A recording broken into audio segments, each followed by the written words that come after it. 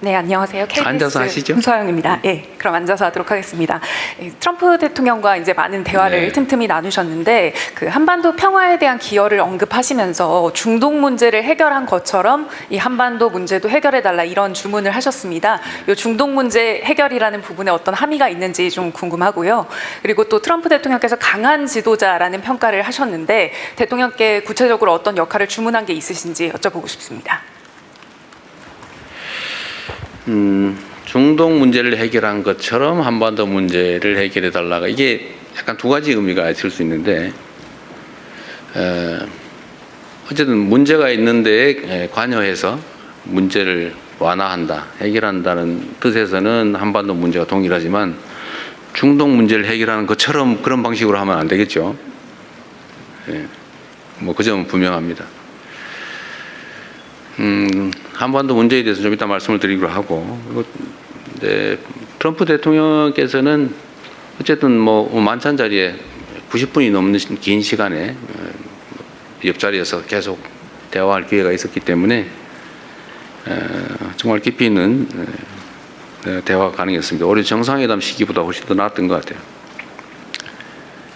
뭐 그 과정에서 뭐 강한 지도자라는 뭐 표현도 여러 차례 해주시기도 하였고, 아마 그게 존중의 의미라고 생각합니다.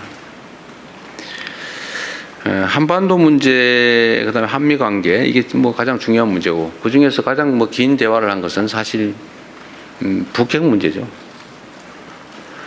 앞으로 북핵 문제를 어떻게 접근할 것이냐. 트럼프 대통령께서도 막 14일인가 뭐 며칠 전에 김정은 위원장하고 함께 뜰을 거니던 사진을 SNS에 올렸습니다. 그 말씀도 하시더군요. 자기가 올렸다고. 본인이 올렸다고 말씀하시면서 이제 북한 문제에 대해서도 관심을 가져야 될 때가 됐다 이런 말씀하셨습니다. 그리고 제가 공동 사진 촬영을 하기 위해 처음 만났는데 그 자리에서도 먼저 그 북한 문제 어떻게 돼가요? 이렇게 미리 물어보셔서 갑자기 좀 사진 촬영 시간에 북한과 한반도 문제를 잠깐 얘기하게 됐습니다. 그래서 뭐 얘기가 아주 자연스럽게 이어졌는데요.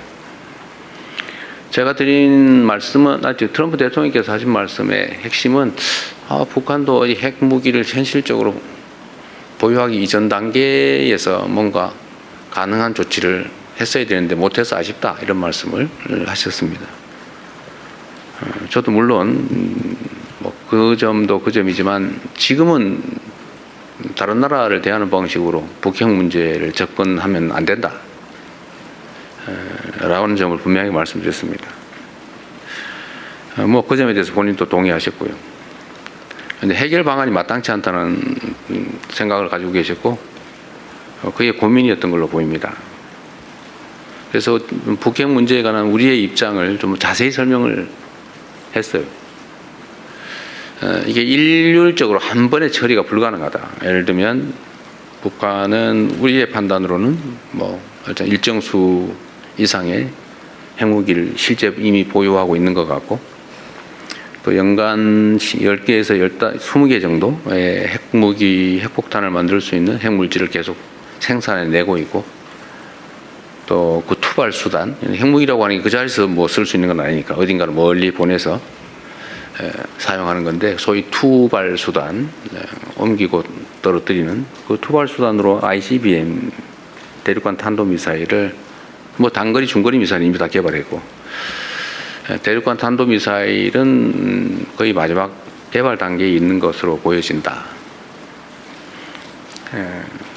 근데 이런 상태에서 그냥 원론적인 얘기를 서로 하면 이게 접근이 불가능하다. 북한은 비핵화 얘기를 하지 말고 핵 보유를 인정해야 대화하겠다 이러고, 또 국제사회 입장에서는 비핵화를 포기할 수 없는데 이러니 대화 자체가 되지 않는다. 그래서 우리가 제안했던 것처럼 단계별로 좀 목표를 나누자.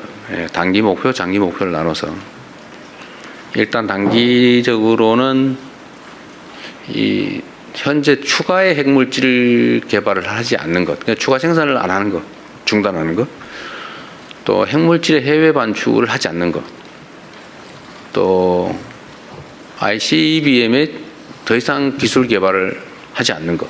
쉽게 말해서 중단하는 것만 해도 국제사회에는 이익이다.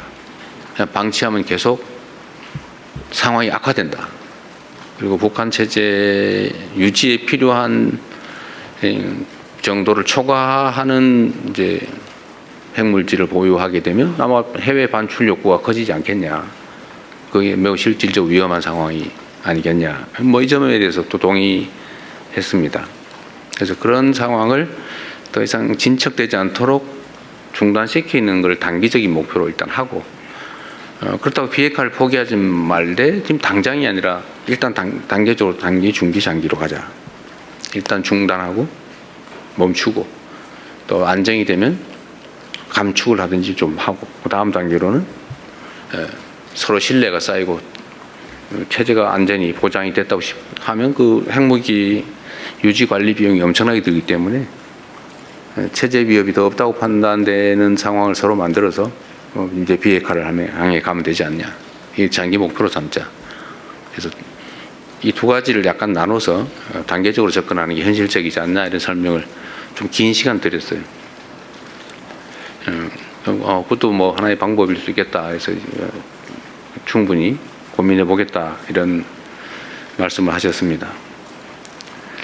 어쨌든 한반도의 핵 문제를 포함한 평화와 안정의 문제는 우리의 생존이 걸린 문제이기 때문에, 어쨌든 제가 전에 한반도의 핵 관련된 한반도 정책으로 제시했던 단기, 중기, 장기로 나눠서 접근하는 문제에 대해서는 필요한 만큼 충분히 말씀을 드려서 이해했다고 생각됩니다.